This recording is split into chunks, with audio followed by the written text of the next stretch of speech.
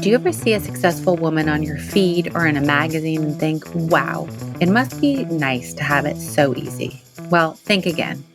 Behind that glossy cover or smiling face is a ton of hard work, countless failures, and endless learning experiences. I'm Rebecca Minkoff, and I'm here to tell you that success isn't a walk in the park. It takes grit, resilience, and a willingness to take risks. That's why I created Superwoman, a podcast that peels back the varnish and gets into the nitty-gritty of what it takes to make it as a woman in today's world. From luminaries and game changers to women you've never heard of but should, this podcast is here to inspire you to take your next leap, no matter how daunting it may seem. We'll explore the sacrifices these women have made, the highs and lows they've experienced, and the lessons they've learned along the way. So if you're ready to be inspired and learn from some of the most successful women out there, join me on Superwomen. Together, we'll uncover the stories behind the successes and prove that with hard work, determination, and a little bit of luck, anything is possible. Hey everyone, welcome to Superwomen. Today's guest is someone whose product I tasted before I ever knew she was a woman and an incredible founder, the CEO and creator of Brightland, Aishwarya Iyer.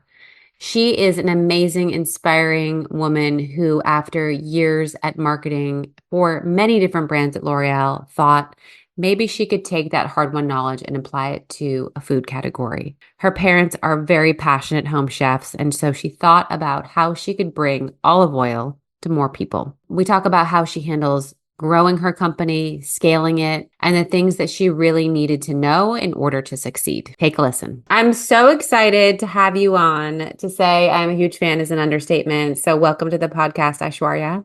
Thank you so much, Rebecca. I'm thrilled to be here.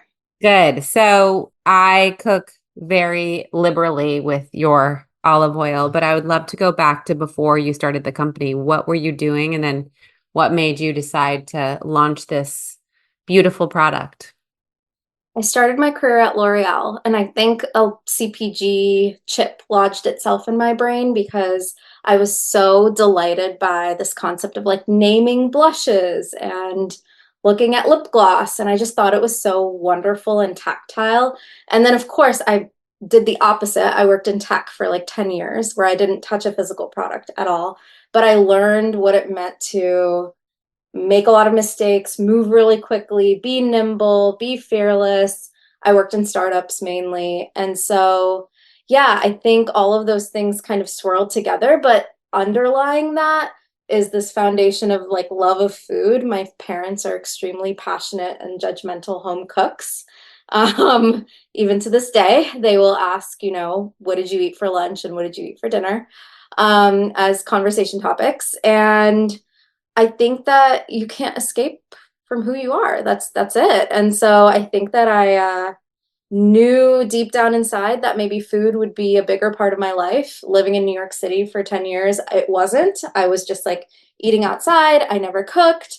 And then finally started cooking, got really curious about every single ingredient, got extra curious about olive oil, and dug into the world of olive oil and didn't turn back. And now here we are. Oh my gosh. I feel like there's been so much conversation about olive oil recently, especially like I was shocked to hear at how diluted the product is. It's laced with seed oils and other things to make it just not olive oil. So when you first started on this journey, like what did you learn and what was shocking to you? I Googled bad olive oil or good or bad olive oil, something really innocent.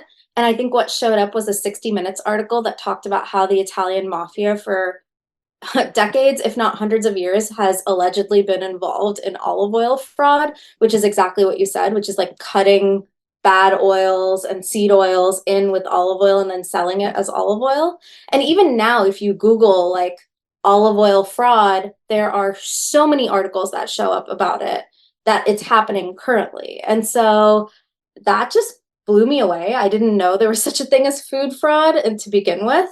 And so I got really obsessed with that and thought it was so interesting, so odd. And I was like, okay, well, what if I want the real deal? Now what do we do? Yeah. So how did you get started? Like what were your first steps, having not come from the food industry, but obviously clearly at L'Oreal, you understood CPG, but what were some of your first steps? I mean, honestly speaking, some of my first steps really were mental steps. because I didn't think like I wasn't, like you said, I wasn't a chef. I didn't come from food. I also wasn't an influencer or someone with like a huge audience. I was kind of like this random lady who had this idea. And I was like, who's going to listen to me? This sounds ridiculous.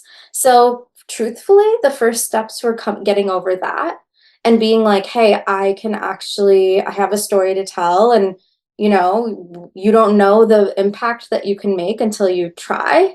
And it was a lot of moving past that, like talking to my own inner critic. So once that happened, then I was like, okay, now it's time to think about product. Like that's the most important thing. And so I visited a ton of olive farms up and down California and chatted with growers, chatted with farmers. And were you easily got meetings with these? Like I'm a young woman. No, no, And no, no. I went in the guise of like just doing olive oil tastings and tours, got it. not that I was starting something. Because Okay. the minute I told people I wanted to start something, then people were just like, I didn't get a call back or I didn't even get emails back. Right, right. So you just wanted to go taste. And through that, what did you learn about your competition? It wasn't really the competition, it was like the landscape. I learned that the growers in California are making incredible olive oil, and it is inherently a premium price because it's a product of agriculture, and California labor is really expensive and just all the inputs that go in. But they sort of were like, yeah, I don't know how much people care about quality. We're just not able to tell our story, and it feels like we don't know what to do with this good oil. That was a lot of what I heard. And they're like, we're not sales and marketing people. What do we do? Right, right, right, And that felt like an opening. right. So were you then sort of primed to say, well, I know how to do that. I'll do it under my name and brand and we'll partner? Or did you say, oh, okay. Okay. So Yeah, then, exactly. so how did you convince that first person to partner with, again, a young woman who was just starting out? Yeah. I'm like thinking about those conversations now. I mean, there were a number of people who just never called me back, of course. That was to be expected. But then there were a couple people that saw something, and I didn't start so big. I was like, hey, I want to buy 1,000 bottles worth of oil. Like pretty small, right? Like limited, small batch run. And let's test this out. And I didn't make any guarantees of like, and then I'll buy 10,000 and then 100,000. It was very much like, let's start here. And there was one family run farm in particular in the Central Coast in Paso Robles that just we kind of got along, like kind of like friends. And they were supposed to retire, but they decided to stay in the business for a few more years. And they were like, yeah, we'll sell this to you and let's see where it goes. And it was really that was the conversation with the farmers. Then on the other side, I had about 40 of my friends come to my house over the course of 2 months, and I had them taste store-bought, grocery-bought olive oil, three or four olive oils from different farms, including the one we ended up going with. And the one we ended up going with kept ranking the highest in everybody's taste tests. And I was like, okay, I think the stars are aligning here. There's Yeah. something. So when you ordered your first 1,000 bottles, was that actually the size of the order? Yeah. Okay. Where did you get the funds to do that? It was my own savings because I had worked for 7 or 8 years Okay. before. Okay. Yeah, And so in that moment, did you know the name at that point, Brightland? Did you I know did. how, Yeah, okay. Did you know? Okay. So you knew how you were going to go to market, launch it, and just say, I'm going to sell out and then I'll come back for more, essentially. I wasn't sure if I was going to sell out. I was like, I might have these for a year, the 1,000 bottles. We don't know, but I knew that I wanted to make a Shopify website, that I wanted to have it be direct to consumer only because I didn't understand grocery retail. Grocery is its own beast. Yes. It brokers and distributors and food shows, and it is its own animal. And so I certainly wasn't going to try to tackle that beast when I was like, okay, let's see what we can do with these 1,000 bottles and then take it from there. What blows me away is that when we launched, 3 days later, we sold through the 1,000. And I was hand boxing all the orders at the time. How did you even reach enough consumers? Like, how did you build this list and promote it? And like, I mean, that's incredible to sell out in 3 days. So this was a few years ago, right? Like 4 or 5 years ago. And I think the landscape has changed a lot. So for anyone listening now who's like looking to start a business, what we did then probably won't work now. They'd have to do something totally different. But for us, what worked then was a few things. One, I started an, it sounds so simple and silly now, but I started an Instagram like 6 months before the brand launched. And so when we launched, we had thousands of people who had started following it, even though they didn't know exactly what it was. Number two, I sent people to this email list that I started creating. So when we launched, I think we had like 5 or 6 thousand people on our email list. And then number three, the third thing that I invested in was PR. So I hired a food PR firm called Becca PR. I don't know if you know Becca, I do. but I do. you do. Yeah. Yeah. They took a shot on me too. Like they didn't have to do that. I certainly couldn't really afford them and it was a whole thing, but they loved what, sort of the dreams that I had and they believed in it. And so brought them on and I said to them like my dream is some kind of New York Times coverage, anything. And they were like, "Okay, we were able to secure in T magazine like this tiny little 5 sentence blurb. It's not in print, it's just in digital. It's 5 sentences. There are other brands featured top to bottom, but you get this on the day of launch." And so I was like, "Great, I'll take like that's a win. We'll take it." And so that came out the day that we launched and it was amazing to start seeing like and then like 30 minutes later I sent out an email and then we just started seeing orders. And at first it was a lot of before the New York Times article came out, it was like some friends who were ordering and I saw all the names that I recognized. And then I started seeing names I didn't recognize from addresses I didn't recognize. And I was like, "Oh, this is cool. That's neat." Yeah. That's such a cool moment that you like hit go and then that happened. Yeah, it was neat. What were some of the challenges that you felt like you encountered in the beginning or even now that you were unprepared for? You could talk about many or one. In the beginning, they were all very, now I look back at them and they're very almost like sweet challenges, if that makes sense. Like, I'm like, that's so cute. Like, my labels on my bottles were like kind of like peeling a little, and that was a whole, like, a whole thing. It felt like the end. And now now it's bigger stuff. It's, team and it's, legal things and regulatory things and gosh, I don't even know, cash flow. Like there are just so many other things that have taken over. Um, but I don't know. I think something that I'm still reconciling with every day is being comfortable with this discomfort of it all. And I don't know if you feel that way too. Like you're always a little uncomfortable. You're never just like, and everything is settled. Yep. No, it's never settled. That's the problem, right? There's new issues every day, no matter how big or small you are. And so you're just gonna have to you said it perfectly. You have to get comfortable with the uncomfortable. How do you do it? Like personally for you? I think that after, almost 20 years, you've just learned to be that way. I think when we sold the company 2 years ago, almost 3 years ago, I think that the things that would eat away at me are now someone else's problem. Um, and I think that, I now get to do what I'm best at and not worry about those things. And so that has taken it away a bunch, but it's a muscle. It gets stronger. And it's almost like, it sounds easy to say, but it's like the journey is the game. It's not the end, right?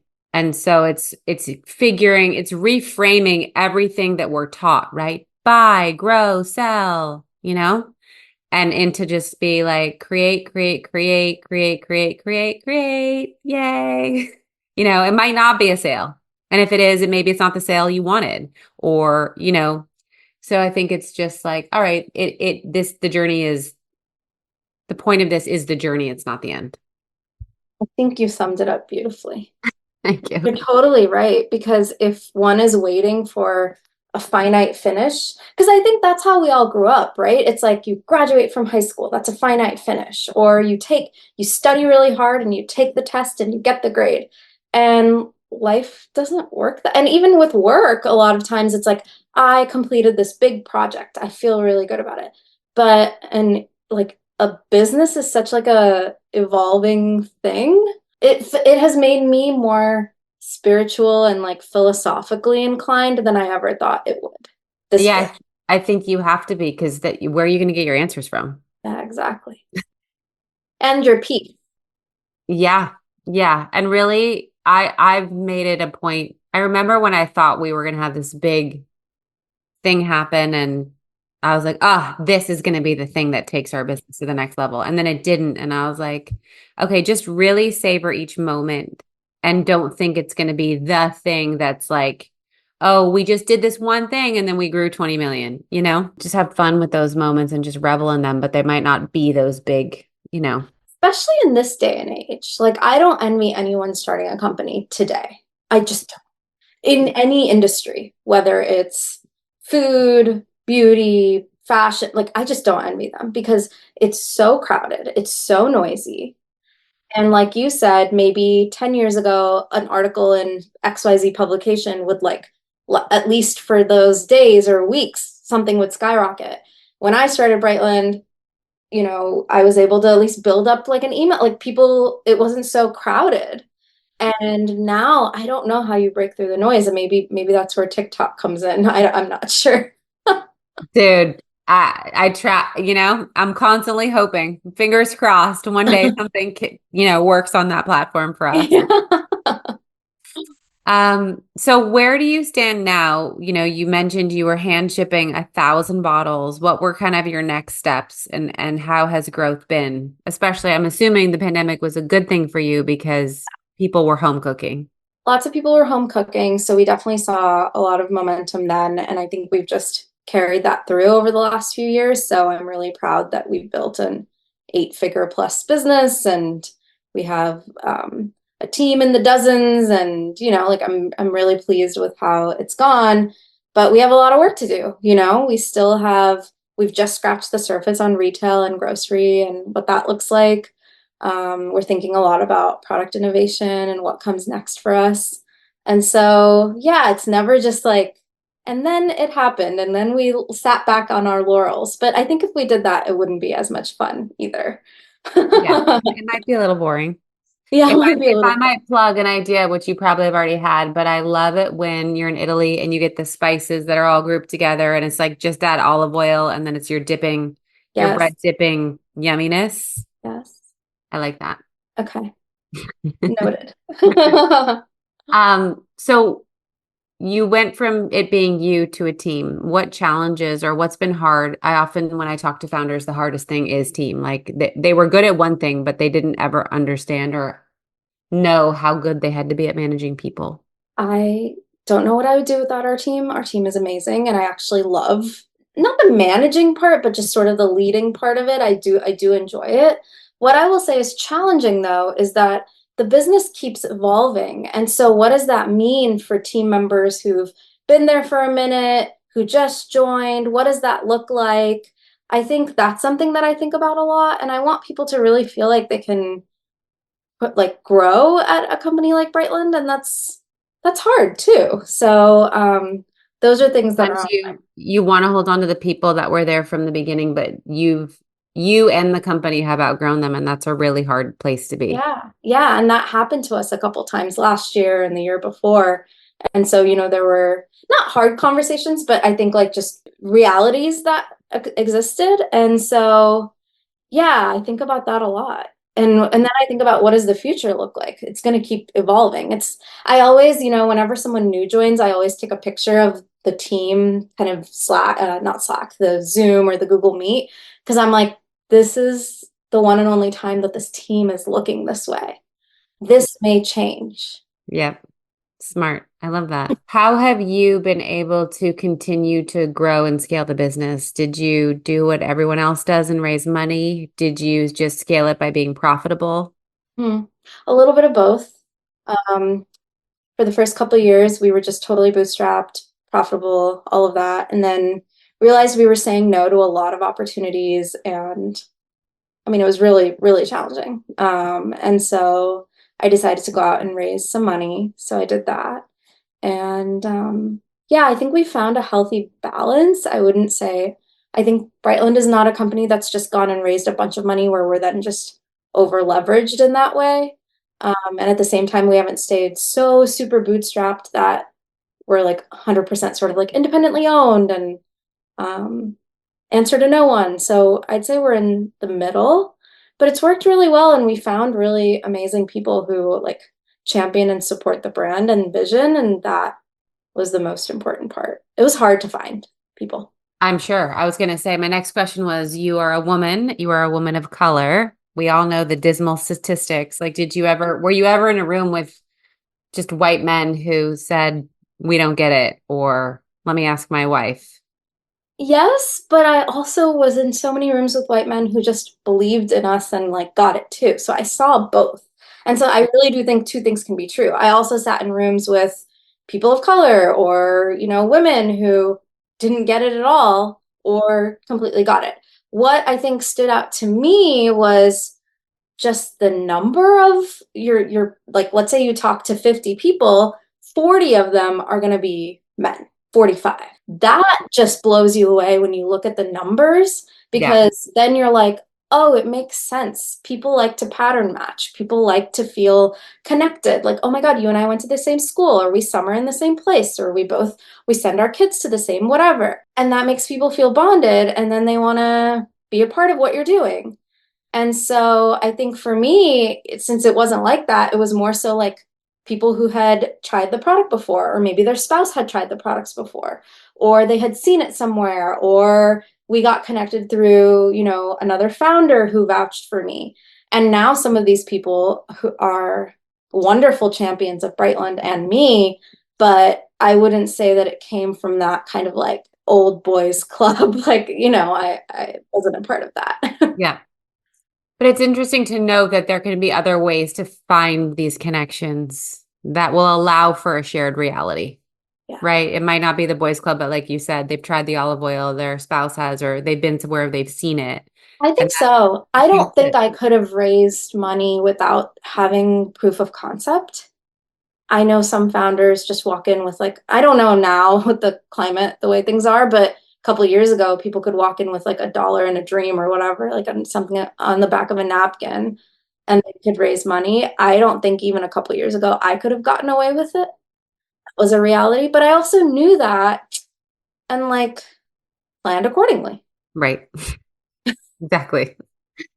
So, what would you say your successful activity is when it's hard? Like, what do you do?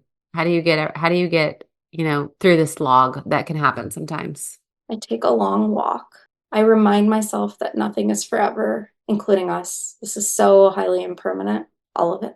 I think like the mental games we play, acting like this is end all be all forever and ever, so arrogant. Like we're just here as a blip. And so that trouble that I'm dealing with is a micro blip. Yeah. Yeah. That's a really good way to look at it. And then after you come out of that, you're like ready. You're like, all right, Mm-mm. stop. No.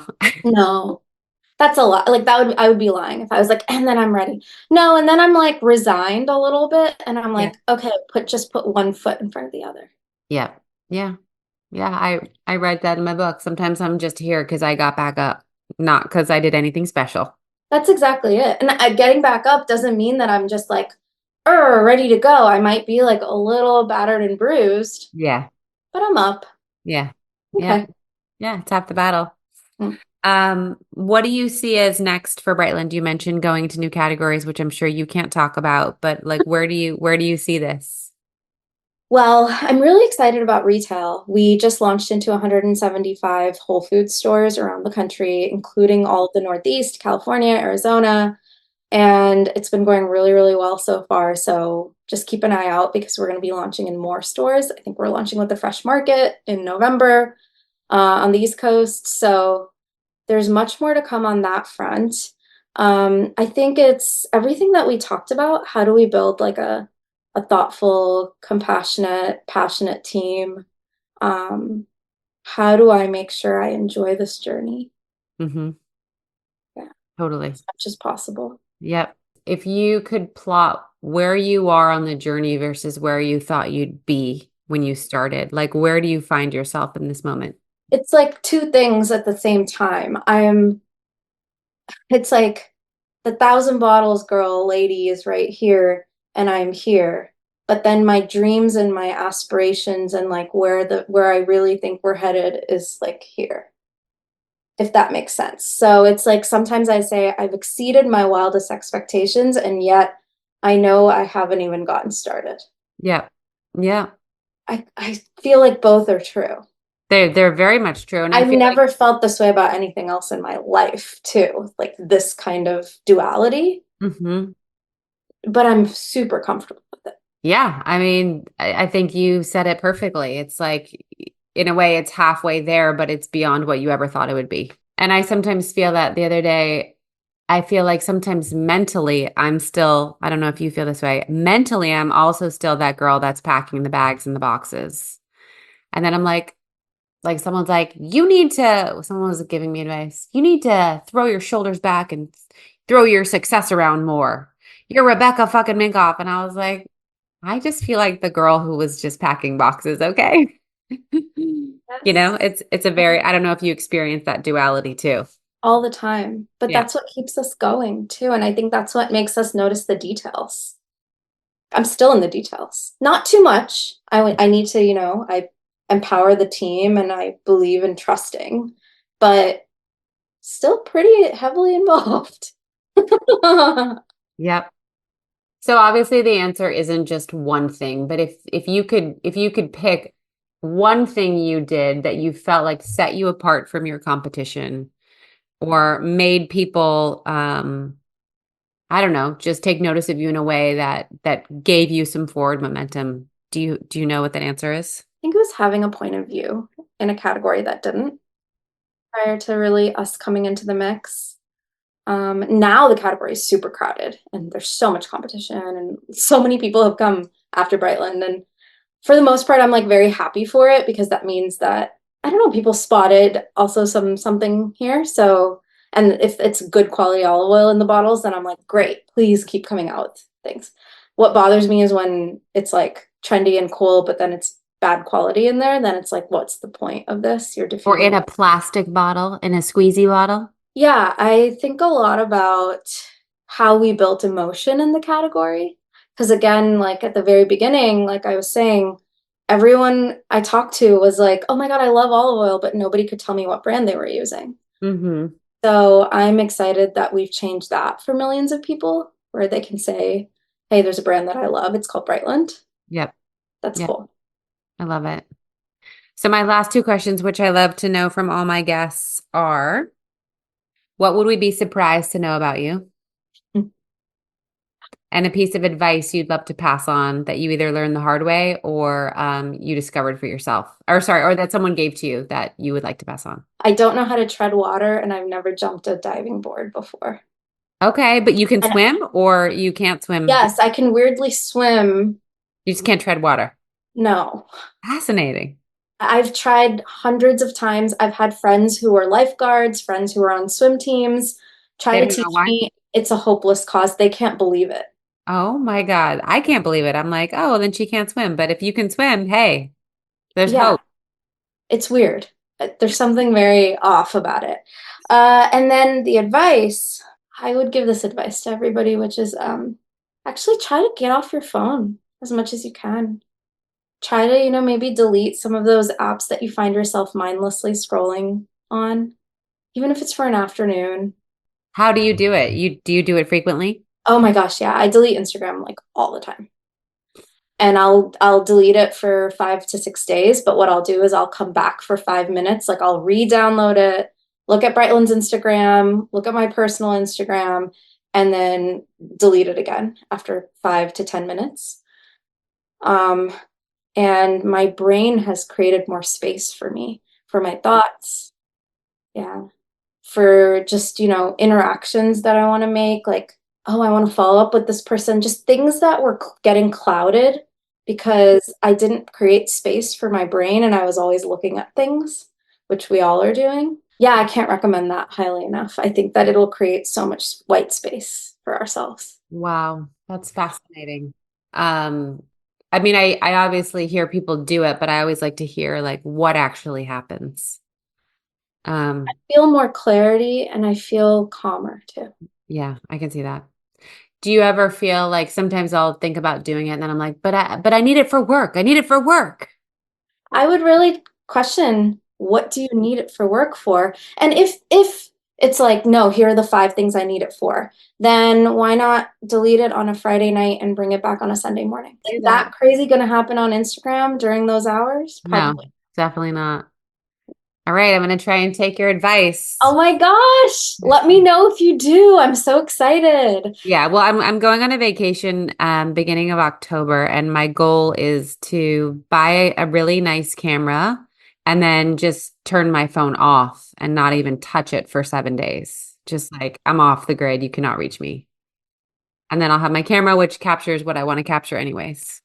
I mean, that's huge. I'm so excited for you. Yeah, and buy books and read them, and yeah, so we'll see. There's a really amazing book that I just read that I'd love to plug too. It's called Why Women Grow, and it's about women who grow gardens. And it's by an author named Alice Vincent. It's like the intersection of gardening and I think also like a little bit of motherhood, a little bit of just being a woman and all of that together. It's a beautiful book. Oh, good. I'll add it to my list. It'll come on the vacation with me. So then where can everybody buy Brightland? You can buy Brightland on our website, brightland.co. You can buy us on Amazon. Just type in Brightland olive oil or Brightland, and then you can buy us at 170 Whole Foods plus thousands of other stores. And we're on Instagram at We Are Brightland. Awesome. Thank you for your time today. And it was awesome to hear Wonderful. about your journey and really inspiring. So Thank you so much, Rebecca. you're welcome. I just wanted to thank you guys for listening to today's episode. I also want to ask you to rate and review the show wherever you listen to podcasts. I know it's a pain in the butt, but it actually helps with search and algorithms. So if you love this podcast, it is an easy way to get it more visible and out there. I also want you to follow me on Instagram at Rebecca Minkoff, at RM Superwomen, and be sure to check out my book, Fearless, The New Rules for Unlocking Creativity, Courage, and Success. Thank you again, and you will hear from me next week.